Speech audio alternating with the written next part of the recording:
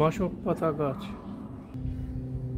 এই গাছের পাতা সর্দি কাশিতে খুবই উপকারী। 5-7টা পাতা জল দিয়ে ধুয়ে থেতো করে রস বের করে অল্প গরম করে মধু দিয়ে মিশিয়ে খেলে সর্দি কাশিতে, বিশেষ করে কফ বের করার কাজে খুব কার্যকরী।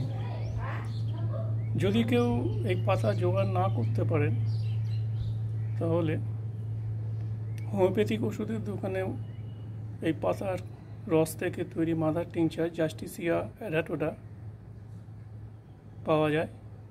সেটা কিনে নিয়েও 5-7 ফোঁটা করে হাফ কাপ জলে দিনে 2 বার খাওয়া যেতে পারে।